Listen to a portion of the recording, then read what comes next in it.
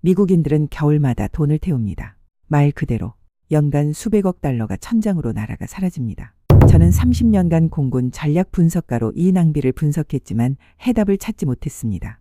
2018년 겨울 서울에서 답을 찾았습니다. 바닥이었습니다. 한국인들은 수천 년 전부터 알고 있었습니다. 열은 위가 아니라 아래에서 올라와야 한다는 것을. 미국은 100년 동안 거꾸로 해왔습니다. 뜨거운 공기를 천장으로 쏘아 올리고 발은 얼게 두고 그러고는 왜 난방비가 비싼지 묻습니다. 이건 기술의 문제가 아닙니다. 미국 전체가 틀린 방향으로 가고 있다는 이야기입니다. 이 이야기가 궁금하시다면 구독과 좋아요 잊지 마세요. 그럼 지금부터 이야기 시작합니다. 안녕하세요. 저는 미국 공군에서 30년간 전략 분석가로 근무한 로버트 앤더슨입니다. 제 업무는 세계 각국의 에너지 시스템을 분석하고 군사기지와 민간 인프라의 효율성을 평가하는 것이었습니다. 수십 개 국가를 방문했고 수백 건의 보고서를 작성했으며 무수히 많은 난방 시스템을 조사했습니다. 북유럽의 지역 난방, 러시아의 중앙 집중식 보일러, 중동이 전기 난방, 일본의 등유 히터까지 다양한 방식을 분석했습니다. 물론 한국의 온돌도 보고서에서 여러 번 다뤘습니다. 바닥 난방 시스템, 전통적 기원, 현대적 변형. 이론적으로는 충분히 알고 있었습니다. 하지만 그것을 단지 한국의 문화적 특성 정도로만 이해했습니다. 추운 겨울을 나기 위한 하나의 방법, 여러 선택지 중 하나쯤으로 생각했습니다.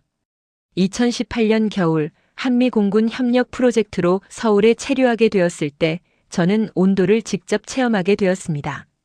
사실 그 전에도 한국을 몇 번 방문한 적이 있었지만 호텔에만 머물렀고 실제 주거 공간에서 온도를 경험한 것은 처음이었습니다. 숙소에 들어갔을 때 저는 특별한 기대를 하지 않았습니다.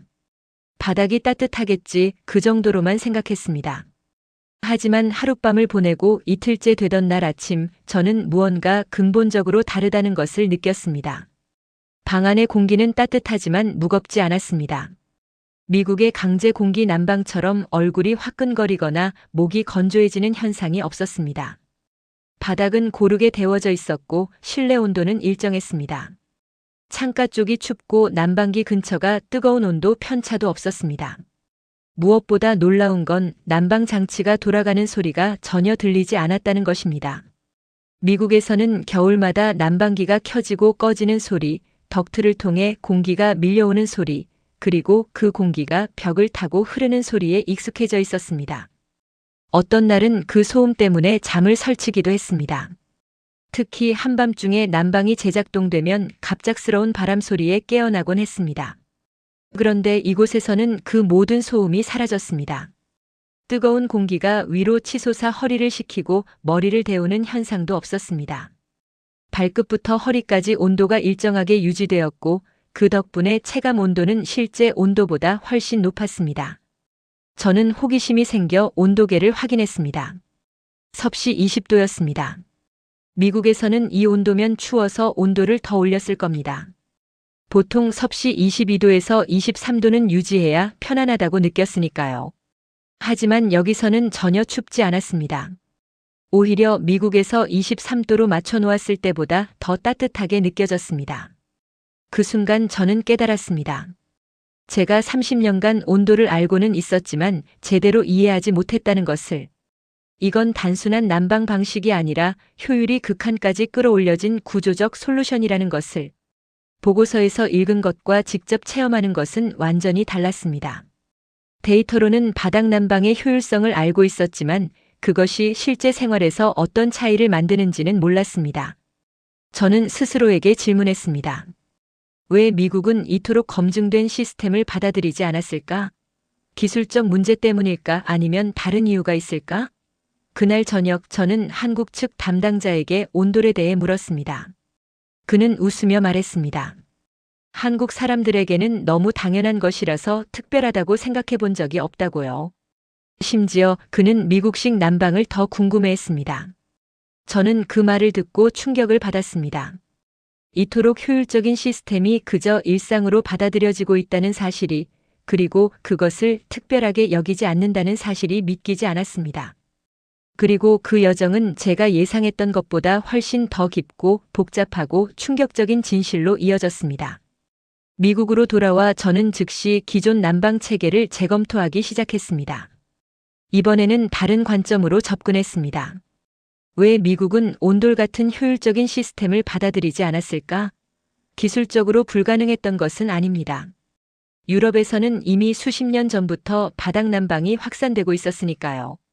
미국 가정의 난방 시스템은 평균적으로 60년에서 100년 전의 설계를 거의 변형 없이 이어온 구조입니다. 뜨거운 공기를 덕트로 보내 공간을 데우는 방식은 초기 산업화 시기에는 분명 합리적이었습니다. 당시에는 에너지 비용이 저렴했고 건물 구조가 단순했으며 무엇보다 빠르게 설치할 수 있다는 것이 가장 중요한 가치였습니다.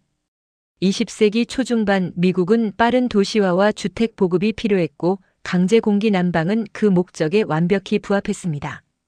석유가 풍부했고 기술자가 많았으며 표준화된 부품으로 빠르게 보급할 수 있었습니다.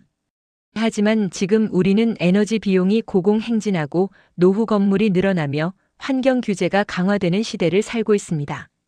그럼에도 우리는 여전히 소음을 내며 뜨거운 공기를 밀어 올리는 방식에 의존하고 있습니다. 이 방식이 가진 본질적 문제는 열의 분포입니다. 공기는 가볍기 때문에 위로 올라갑니다. 사람의 신체는 바닥과 가까운 하체가 차가워지기 쉽습니다. 결국 거실의 천장은 뜨겁고 발은 차갑습니다. 저는 이 현상을 수없이 경험했고 오랫동안 그것을 당연하게 받아들였습니다. 겨울이면 난방을 켜고 천장 근처는 후덥지근한데 발끝은 시립니다. 소파에 앉아 있으면 상체는 땀이 날 정도인데 발은 양말을 2겹 신어도 차갑습니다. 이를 보완하기 위해 더 강한 공기 흐름을 만들고 온도를 높이니 비용은 눈덩이처럼 커집니다. 그러면 이번에는 공기가 너무 건조해져서 가습기를 틀어야 하고 가습기는 또 전기를 소비합니다. 이 악순환은 끝이 없습니다. 저는 지난 10년간 이 구조적 비효율이 미국인들의 생활비에 어떤 부담을 주는지 그리고 그것이 장기적으로 국가 에너지 정책에 어떤 왜곡을 만드는지 분석해왔습니다. 제가 조사한 바에 따르면 평균적인 미국 가정은 겨울철 난방비로 연간 약 $1,200를 지출합니다. 추운 지역은 이보다 훨씬 많습니다. 이 중 상당 부분이 열 손실과 비효율적인 분배 방식 때문에 낭비되고 있습니다. 천장 근처의 뜨거운 공기는 결국 환기를 통해 빠져나가고 바닥의 차가운 공기는 계속 보충되어야 합니다. 이 악순환은 난방 장치를 더 자주 가동하게 만들고 에너지 소비를 증가시킵니다. 더 큰 문제는 이 비효율이 국가 전체로 확대되면 어마어마한 에너지 낭비로 이어진다는 점입니다. 미국 전체 가정의 난방 에너지 소비를 합산하면 그중 최소 20에서 30%가 구조적 비효율 때문에 낭비되고 있다는 계산이 나옵니다. 이는 연간 수백억 달러의 에너지가 사실상 공중으로 날아가고 있다는 의미입니다. 그런데 이 구조적 비효율은 단순히 기술의 문제가 아니었습니다. 건축 규정과 업계 관성, 그리고 소비자의 익숙함이 맞물려 지속되고 있었습니다. 미국의 건축 코드는 대부분 강제 공기 난방을 전제로 작성되어 있습니다. HVAC 업계는 이 시스템을 중심으로 거대한 생태계를 구축했습니다. 부품 제조업체, 설치업체, 유지보수업체, 교육기관까지 모두가 이 방식에 최적화되어 있습니다. 소비자들은 다른 방식을 경험해 본 적이 없기 때문에 현재 시스템이 비효율적이라는 사실조차 인지하지 못합니다. 그저 겨울이면 난방비가 많이 나온다는 것을 당연하게 받아들입니다. 저는 이 과정에서 한 가지 결론에 도달했습니다. 지금의 방식은 대안이 없어서 유지되는 기술이 아니라 대안을 받아들이지 않았기 때문에 유지되는 기술이라는 것입니다. 그리고 한국에서 온도를 체험한 후 저는 그 대안이 얼마나 우수한지 직접 확인했습니다. 한국의 온돌은 표면적으로는 바닥 난방이지만 본질적으로는 열 전달 효율을 극대화한 구조적 설계입니다.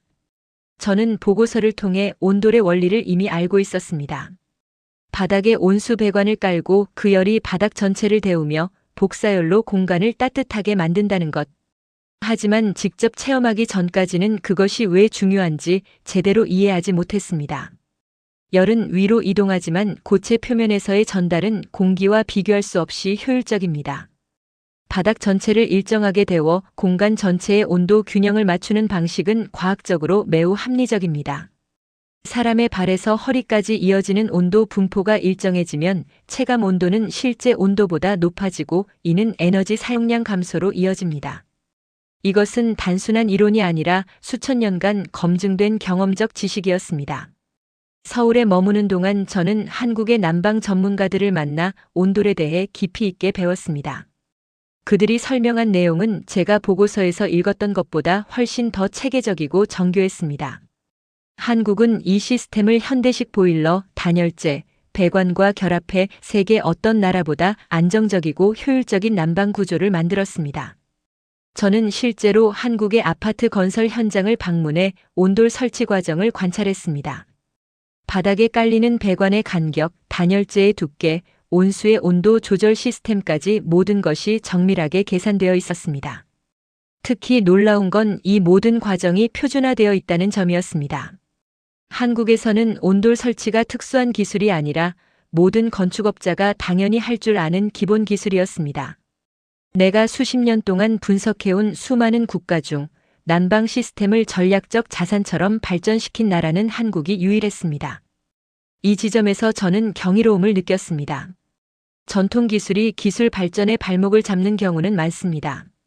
오래된 방식을 고집하다가 현대 기술을 받아들이지 못하는 경우를 저는 여러 나라에서 봐왔습니다. 하지만 한국의 온돌은 전통의 철학을 유지하면서도 현대적 기술과 손잡고 더 강력한 형태로 진화했습니다.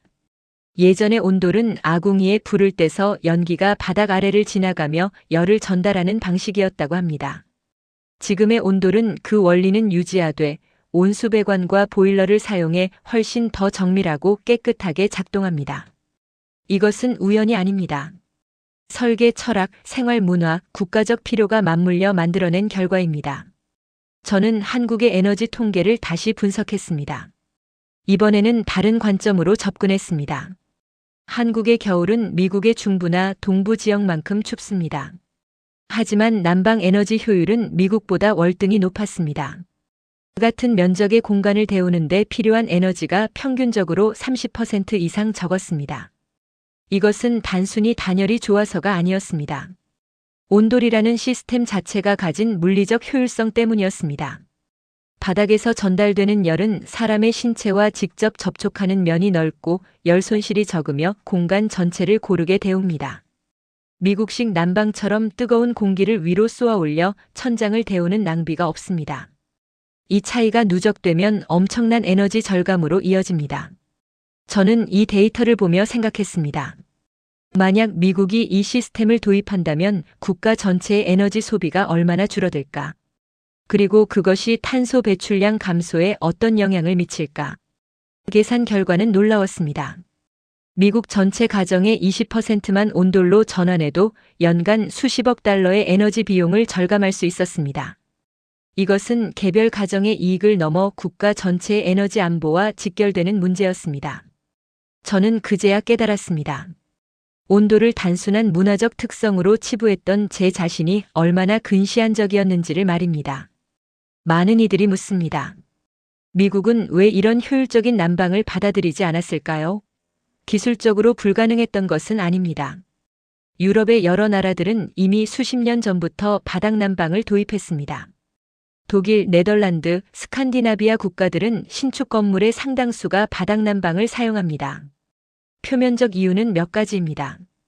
첫째, 기존 건축 구조와의 충돌입니다. 미국 주택은 대부분 목조 구조로 지어졌고 바닥 아래 공간은 덕트를 위한 크롤 스페이스나 지하실로 설계되어 있습니다. 온돌을 설치하려면 바닥 구조를 완전히 바꿔야 합니다. 둘째, 초기 설치 비용입니다. 온돌 시스템은 강제 공기 난방보다 초기 투자 비용이 높습니다. 배관을 깔고 단열재를 설치하고 보일러를 연결하는 과정이 기존 방식보다 복잡합니다. 셋째, 바닥 난방에 대한 안전성 오해입니다. 많은 미국인들이 바닥이 뜨거우면 화상을 입거나 화재 위험이 있다고 생각합니다. 실제로는 온돌의 바닥 온도는 섭씨 30도 내외로 유지되어 매우 안전하지만 이런 오해는 쉽게 사라지지 않습니다. 하지만 제가 보기에 진짜 이유는 관성입니다. 미국 건축업계는 이미 거대한 공급망과 규정 체계를 갖추고 있고 HVAC 산업은 수십 년 동안 막대한 경제적 생태계를 구축해왔습니다. 전국에 수만 개의 HVAC 업체가 있고 수십만 명의 기술자가 이 시스템을 설치하고 유지보수하는 방법을 배웠습니다. 부품 제조업체들은 덕트, 송풍기, 필터, 온도 조절기 등을 대량 생산하며 안정적인 수익을 올립니다. 대학과 기술학교에서는 HVAC 기술을 가르치는 커리큘럼이 확립되어 있습니다. 바닥난방을 도입한다는 것은 단순히 기술 하나가 바뀌는 것이 아니라 기존의 모든 이해관계 구조가 흔들린다는 의미였습니다. 업계는 변화를 원하지 않았고 규정은 그들의 방식에 맞춰 설계됐습니다. 건축 코드는 HVAC 시스템을 기준으로 작성되어 있어서 바닥난방을 설치하려면 특별 허가를 받아야 하는 경우가 많습니다. 이는 추가적인 시간과 비용을 의미합니다. 또한 건축업자들도 익숙한 방식을 선호합니다. 새로운 기술을 배우고 적용하는 것은 리스크이고 실수하면 책임을 져야 하니까요. 결과적으로 우리는 스스로 만든 구조 속에서 새로운 가능성을 차단하고 있었습니다. 저는 군에서 이런 교훈을 배웠습니다. 진짜 위협은 적이 아니라 변화하지 않는 구조다. 미국 난방 시스템은 바로 그 구조적 위협 속에 갇혀 있었습니다. 저는 여러 HVAC 업계 컨퍼런스에 참석해 봤습니다. 온돌이나 바닥 난방에 대한 논의는 거의 없었습니다. 가끔 언급되더라도 유럽의 고급 주택에나 쓰이는 사치품 정도로 취급됐습니다. 효율성이나 장기적 비용 절감에 대한 진지한 토론은 없었습니다. 업계는 기존 시스템을 어떻게 개선할지에만 집중했습니다. 더 조용한 송풍기, 더 정밀한 온도 조절기, 더 효율적인 필터. 이런 것들은 분명 개선이지만 근본적인 구조적 한계를 극복하지는 못합니다. 저는 그 자리에서 깨달았습니다. 변화는 업계 내부에서 나오지 않을 것이라고. 외부의 압력, 소비자의 요구, 혹은 정부의 정책이 필요하다고 말입니다.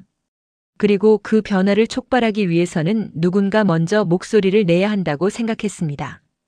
저는 분석가이기 때문에 숫자와 데이터를 먼저 검증하는 편입니다. 30년간 군에서 일하며 객관적 지표와 통계로 판단하는 것을 배웠습니다. 온돌에 대해서도 마찬가지였습니다. 보고서를 읽고 데이터를 분석하고 효율성 수치를 확인했습니다. 하지만 직접 체험하기 전까지는 그것이 실제로 어떤 의미인지 몰랐습니다. 그런데 온도를 경험하며 놀란 것은 몸이 먼저 반응한다는 점이었습니다. 데이터를 분석하기 전에, 보고서를 다시 읽기 전에 제 신체가 먼저 이 시스템의 우수성을 알아챘습니다. 아침에 일어나면 바닥에서 전달되는 미세한 온기가 몸의 긴장을 풀어주었습니다. 미국에서는 아침에 일어나면 항상 발이 차가워서 슬리퍼를 찾았습니다. 침대에서 일어나 화장실에 가는 짧은 거리조차 발바닥이 시려서 불편했습니다. 하지만 한국에서는 침대에서 내려와 맨발로 걸어도 전혀 차갑지 않았습니다. 오히려 바닥이 은은하게 따뜻해서 발바닥이 편안했습니다. 실내 온도는 낮추었는데도 추위를 거의 느끼지 않았습니다. 온도계를 확인해 보니 섭씨 19도에서 20도 사이였습니다. 미국에서는 이 온도면 춥다고 느껴서 최소 22도는 유지했을 겁니다. 하지만 온돌이 있는 공간에서는 19도가 22도처럼 느껴졌습니다. 이유는 간단했습니다. 발끝에서 시작해 허리까지 일정하게 유지되는 온도의 층이 신체 피로도를 줄였고, 이는 며칠이 지나자 뚜렷한 차이로 나타났습니다. 저는 평소 허리 통증이 있었는데 한국에 온 지 일주일쯤 되자 그 통증이 눈에 띄게 줄어들었습니다. 처음에는 우연이라고 생각했지만 한국 동료들에게 물어보니 온돌이 혈액순환을 도와 근육 통증 완화에 효과가 있다고 했습니다.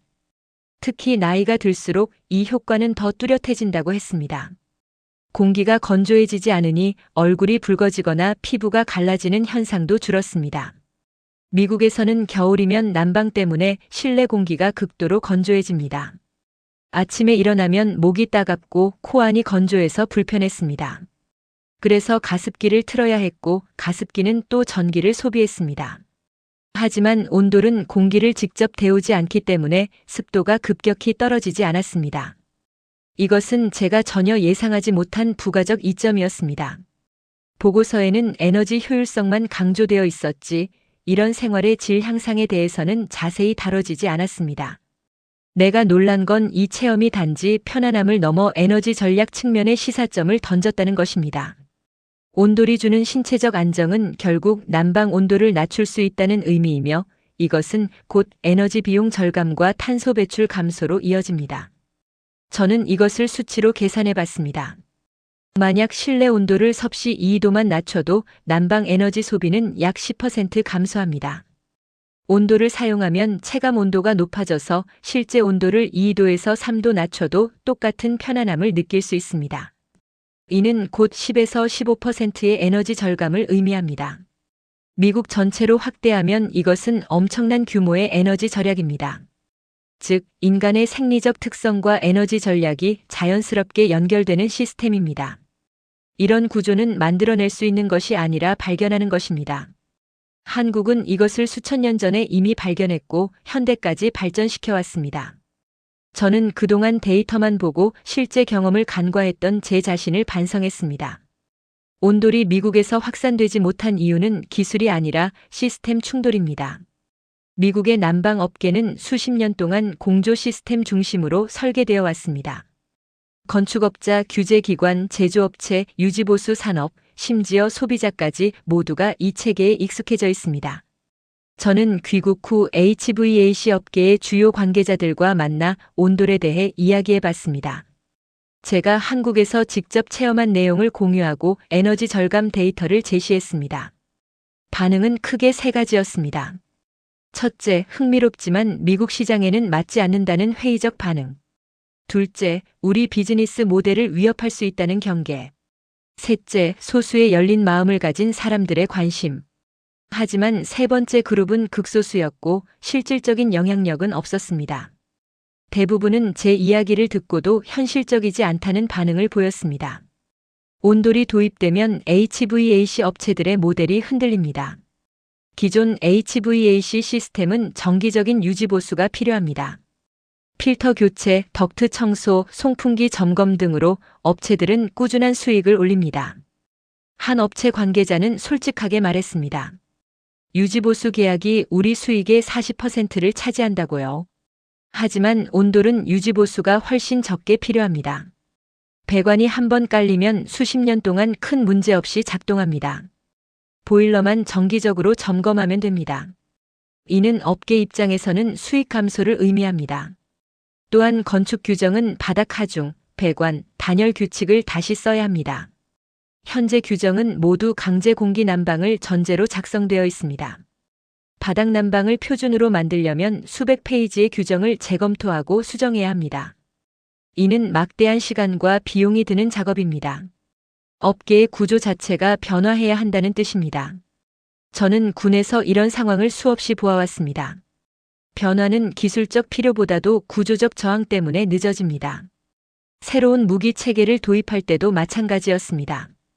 기술적으로는 우수하지만 기존 체계와 충돌하고 훈련 과정을 바꿔야 하고 보급망을 재편해야 한다면 도입이 수년씩 지연됩니다.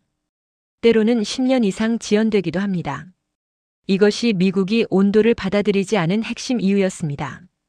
기술의 문제가 아니라 시스템의 문제였습니다. 그러나 문제는 더 깊습니다. 미국의 기존 난방 방식은 에너지 정책 측면에서 이미 지속 가능성이 낮아지고 있습니다. 기후변화 대응, 난방 비용 폭등, 노후 주택 증가.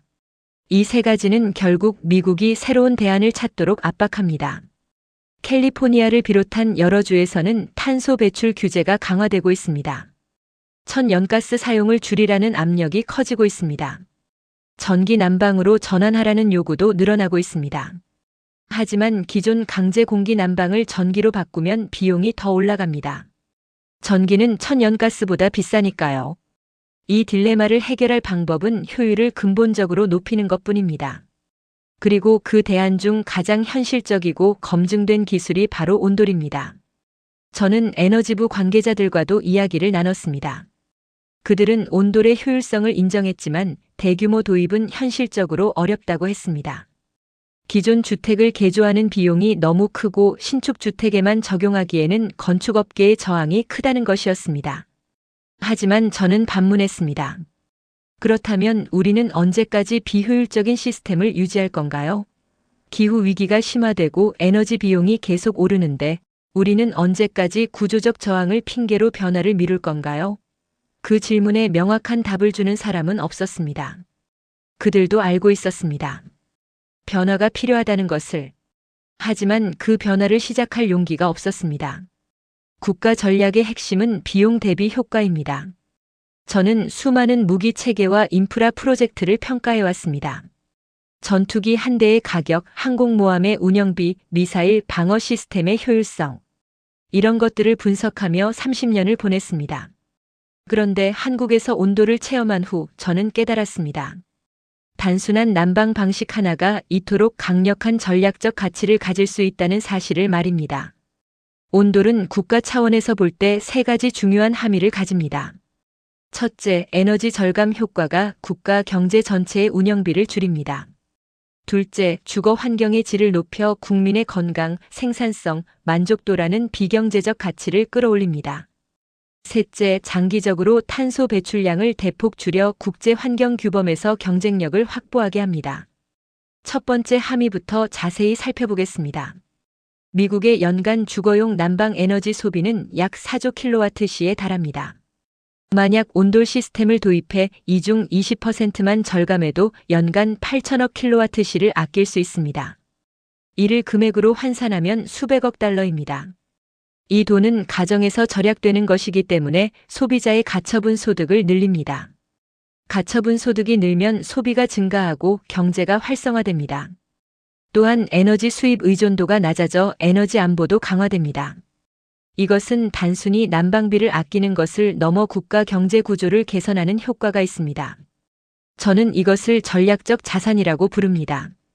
군사 무기가 아니지만 국가의 경제적 안정성을 높이는 핵심 요소라는 의미입니다. 두 번째로 주거 환경의 질 향상입니다. 저는 한국에서 온도를 경험하며 이것이 단순히 따뜻함을 넘어 삶의 질을 바꾼다는 것을 깨달았습니다. 아침에 상쾌하게 일어나고 집에서 편안하게 시간을 보내고 건강이 개선되는 것. 이런 것들은 GDP로 측정되지 않지만 국민의 행복과 직결됩니다. 건강한 국민은 생산성이 높고 의료비가 적게 들며 사회 전체의 활력을 높입니다. 특히 노인 인구가 증가하는 시대에 온돌은 혈액순환을 돕고 관절 통증을 완화하는 효과가 있어 노년층의 삶의 질을 크게 개선할 수 있습니다. 이것은 장기적으로 의료비 절감으로도 이어집니다. 미국의 의료비는 이미 GDP의 상당 부분을 차지하고 있습니다. 만약 주거 환경 개선을 통해 국민 건강을 증진시킬 수 있다면 그것은 엄청난 경제적 효과를 가져옵니다. 세 번째로 탄소 배출 감소입니다. 미국은 파리 기후협약에 복귀했고 2050년까지 탄소 중립을 목표로 하고 있습니다. 하지만 현실적으로 이 목표를 달성하기는 매우 어렵습니다. 주거용 난방은 미국 전체 탄소 배출의 상당 부분을 차지합니다. 온도를 도입하면 난방 에너지 소비가 줄어들고 따라서 탄소 배출도 줄어듭니다. 20%의 에너지 절감은 곧 20%의 탄소 배출 감소를 의미합니다. 이것은 다른 어떤 정책보다 즉각적이고 효과적인 탄소 감축 수단입니다. 또한 국제사회에서 미국의 기후 리더십을 강화하는 데도 도움이 됩니다. 탄소 배출 규제가 점점 강화되는 상황에서 온돌은 미국이 국제 규범을 준수하면서도 경제적 부담을 줄일 수 있는 현실적인 솔루션입니다. 즉, 온돌은 단지 주택 기술이 아니라 국가 에너지 전략의 상위 레벨에서 다뤄야 할 솔루션입니다. 한국은 이것을 자연스럽게 실행해냈고 미국은 그 가치를 뒤늦게 인식하기 시작했습니다. 저는 이를 보며 두 가지 감정을 동시에 느꼈습니다. 경이와 그리고 늦게 발견한 것에 대한 아쉬움이었습니다. 군에서 일하며 저는 많은 기회를 놓치는 순간을 목격했습니다. 새로운 기술이 등장했지만 주목받지 못하고 나중에야 그 가치를 깨닫고 후회하는 경우들이 있었습니다. 온돌이 바로 그런 경우입니다. 우리는 이미 검증된 효율적인 지속 가능한 솔루션을 알고 있었지만 그 전략적 가치를 제대로 평가하지 않았습니다. 이제라도 그 가치를 인정하고 진지하게 받아들여야 할 때입니다. 이제 미국은 중대한 기로에 서 있습니다. 기존 난방 시스템을 유지할 것인지 아니면 새로운 대안을 받아들일 것인지. 저는 온돌이 미국의 모든 주택에 즉시 적용될 수 있다고 말할 수는 없습니다. 건축 구조, 초기 비용, 규정 등 넘어야 할 산이 많습니다. 기존 주택을 개조하는 것은 현실적으로 매우 어렵고 비용이 많이 듭니다. 바닥을 뜯어내고 배관을 깔고 다시 시공하는 과정은 대부분의 주택 소유자에게 부담스러운 선택입니다. 하지만 분명한 사실이 하나 있습니다. 지금보다 더 효율적인 시스템은 이미 존재하고 그것은 검증되어 있으며 우리는 그것을 받아들일지 말지 선택할 수 있다는 것입니다. 그리고 그것은 수천 년의 경험과 현대 기술이 결합된 형태로 한국에서 이미 완성되어 있습니다. 변화는 항상 두려움을 동반합니다. 새로운 것을 시도한다는 것은 리스크를 감수한다는 의미입니다. 실패할 수도 있고 예상치 못한 문제가 발생할 수도 있습니다. 하지만 전략적 관점에서 본다면 지금 우리가 해야 할 일은 명확합니다. 첫째, 철저한 테스트입니다. 미국의 기후와 건축 환경에서 온돌이 어떻게 작동하는지 과학적으로 검증해야 합니다. 추운 북부 지역, 온화한 서부 지역, 습한 남부 지역 등 다양한 환경에서 실험 프로젝트를 진행해야 합니다. 한국의 온도를 그대로 가져오는 것이 아니라 미국의 상황에 맞게 조정하고 최적화하는 과정이 필요합니다. 목조 주택 구조에 맞는 설치 방법, 미국의 건축 코드에 부합하는 안전 기준, 기존 보일러 시스템과의 호환성 등을 연구해야 합니다. 둘째, 규정 재검토입니다. 현재의 건축 코드는 온돌 설치를 어렵게 만듭니다. 이것을 개선하려면 연방정부와 주정부 그리고 지방정부가 협력해야 합니다.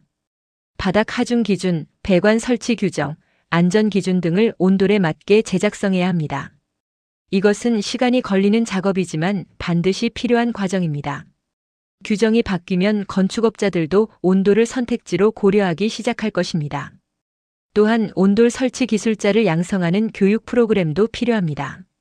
기존 HVAC 기술자들이 온돌 설치와 유지 보수를 배울 수 있도록 재교육 과정을 마련해야 합니다. 셋째, 시범 도시 프로젝트입니다. 소규모 신도시나 재개발 지역에서 온돌을 표준으로 적용하는 프로젝트를 시작해야 합니다. 전체 커뮤니티가 온돌을 사용하면 설치 비용이 낮아지고 유지 보수도 효율적으로 할 수 있습니다. 또한 실제 거주자들의 피드백을 받아 시스템을 개선할 수 있습니다. 이런 시범 프로젝트가 성공하면 다른 지역으로 확산될 수 있습니다. 저는 콜로라도나 미네소타 같은 추운 지역이 좋은 시작점이 될 것이라고 생각합니다. 이 지역들은 난방비 부담이 크기 때문에 온돌의 효과를 가장 극적으로 체감할 수 있습니다. 넷째, 소비자 교육입니다. 대부분의 미국인들은 온돌의 장점을 제대로 알지 못합니다. 바닥 난방에 대한 오해도 많습니다. 뜨겁다, 위험하다, 비싸다는 선입견을 깨야 합니다. 실제 데이터와 사례를 보여주고 장기적인 비용 절감 효과를 설명해야 합니다. 한국을 방문한 미국인들의 경험담도 좋은 홍보 자료가 될 수 있습니다. 저처럼 직접 체험하고 그 가치를 깨달은 사람들이 늘어나면 자연스럽게 수요가 생길 것입니다. 이 4단계만 밟아도 미국은 새로운 에너지 전략의 시대를 열 수 있습니다. 저는 군에서 이런 순간을 여러 번 경험했습니다. 변화는 늘 예상보다 어렵고 또 예상보다 더 큰 보상을 가져옵니다. 새로운 전투기를 도입할 때, 새로운 통신 시스템을 구축할 때 처음에는 모두 회의적이었습니다. 하지만 결과적으로 그 변화들이 미군의 전투력을 획기적으로 향상시켰습니다. 온돌도 마찬가지입니다. 처음에는 어렵고 낯설겠지만 일단 받아들이고 나면 우리는 왜 진작 이렇게 하지 않았을까 후회할 것입니다. 이제 우리에게 필요한 것은 단 하나입니다. 한 번쯤은 다른 길을 진지하게 검토해보자는 그 결심입니다. 30년간 에너지 시스템을 분석해온 저의 결론은 명확합니다. 온돌은 미국이 받아들여야 할 가장 현실적이고 효과적인 난방 혁신입니다.